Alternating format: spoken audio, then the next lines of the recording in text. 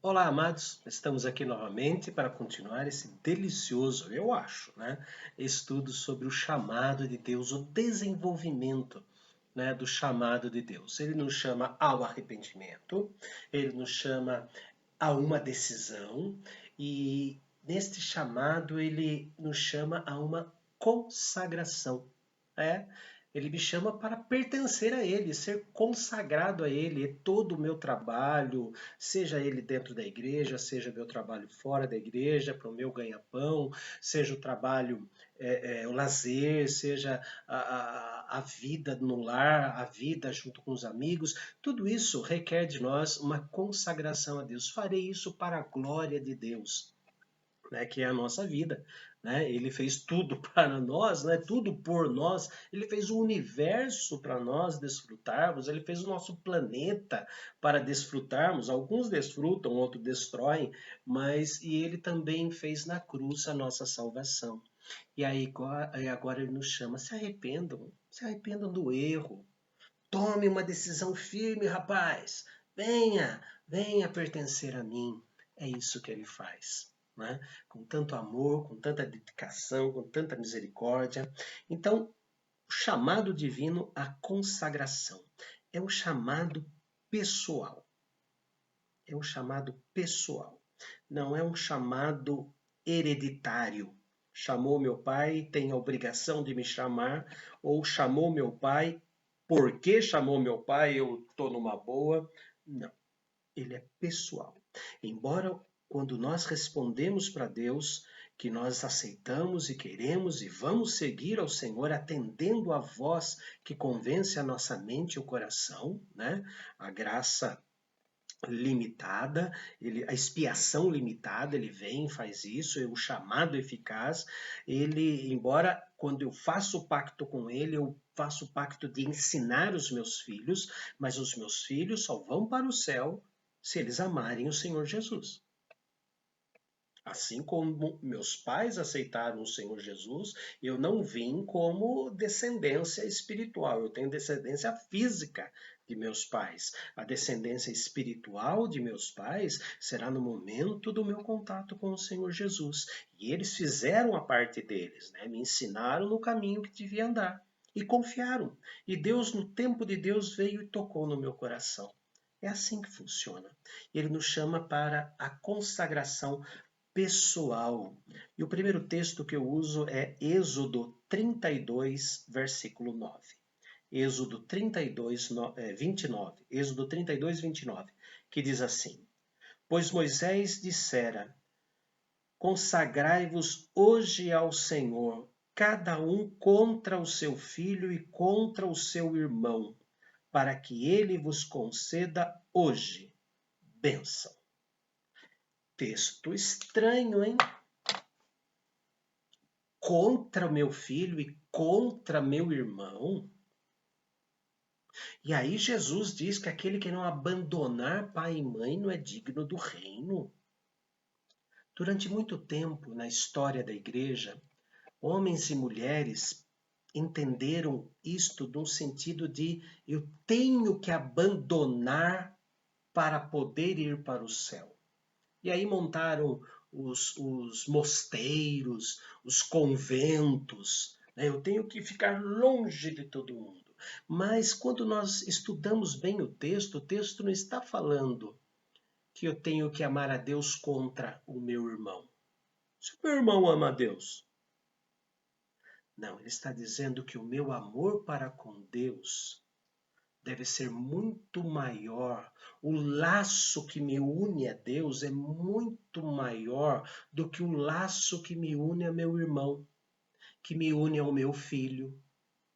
O laço que liga a minha alma, com o ser de Deus, é muito maior do que o laço de parentesco.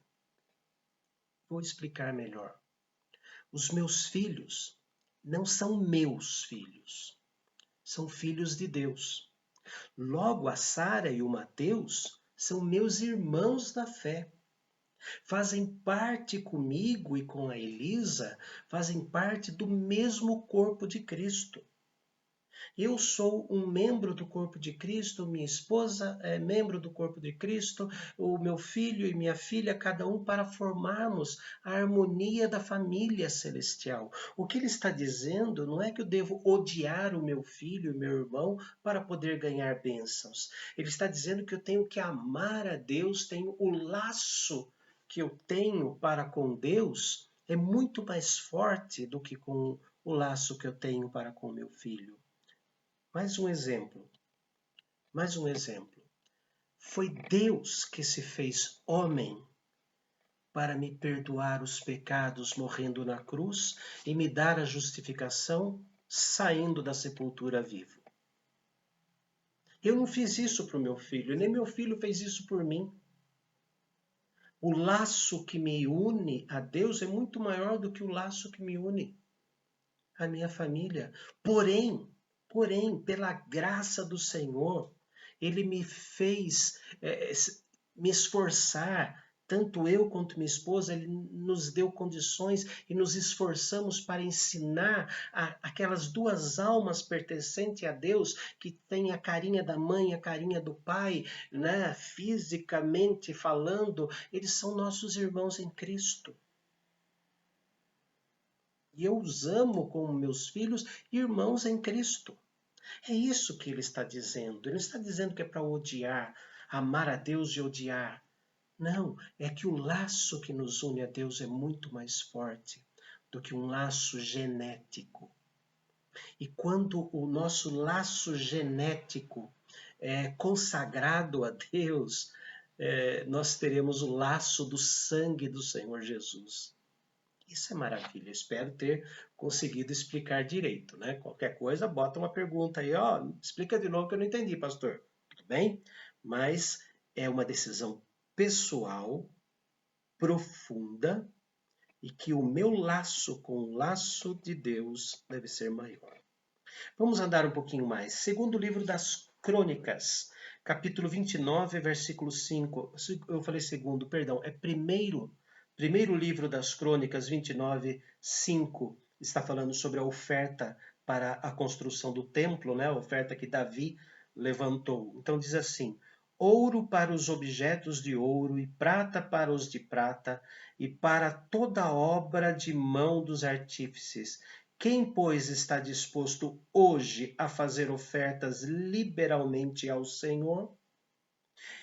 Assim como eu oferto o meu coração, a minha alma a Deus, pronta e sincera, como o brasão de João Calvino, né?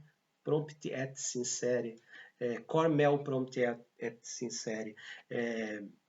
Eu ofereço a Deus o meu coração pronto e sincero, eu ofereço a minha parte material também, para que a minha parte material não se transforme num concorrente de Deus, não se torne um inimigo de Deus. Então, a minha parte material também eu consagro ao Senhor.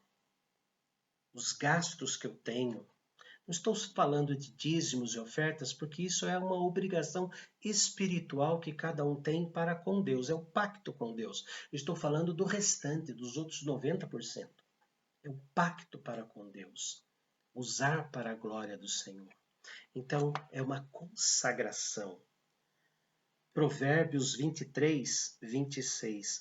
Dá-me, filho meu, o teu coração, e os teus olhos se agradem dos meus caminhos. Consagração significa ter sentimentos obedientes a Deus. Todos os meus sentimentos devem obedecer a Deus.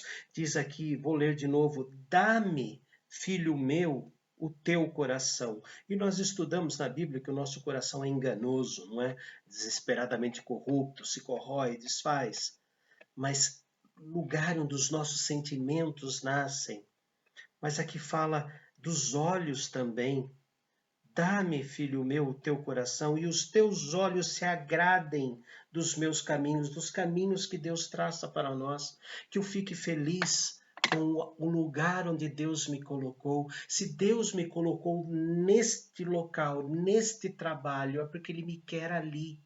Eu serei um representante dele. Ele me deu a dignidade de ser um representante dele ali. Se eu vou morar para uma outra cidade, se eu vou morar num outro lugar, é porque Deus me direcionou até ali.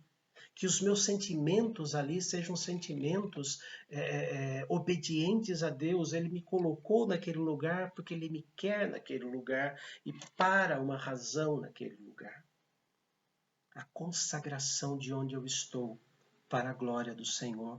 A consagração de onde Ele me levar para a glória do Senhor. E para encerrar o assunto de hoje, meu querido Romanos 12:1, gosto muito desse texto, diz assim: Rogo-vos, pois, irmãos, pelas misericórdias de Deus, que apresenteis os vossos corpos por sacrifício vivo, santo e agradável a Deus, que é o vosso culto racional. Ele está dizendo da consagração dos nossos corpos e da nossa razão. Culto racional, lógica e latria no grego, quer dizer, latria é um serviço público. Aí que vem idolatria, o serviço público ao ídolo. Né? A palavra latria quer dizer isso, é a prestação de um serviço público. E culto, que é a palavra culto, passou para o sentido religioso de culto, prestar serviço religioso. E fala racional, lógica, um serviço lógico. O culto tem que ser um culto lógico, um culto racional. Eu sei o porquê eu estou na igreja. Eu sei o para que estou na igreja. Eu sei como Deus me levou para a igreja. Eu sei que se eu falar aleluia no meio do cântico ou de uma expressão falada na igreja, eu sei o que significa aleluia. Ou seja, louvado seja Deus do mais profundo do nosso coração. Quando eu falar glória a Deus, eu racionalmente eu sei que devo falar glória a Deus.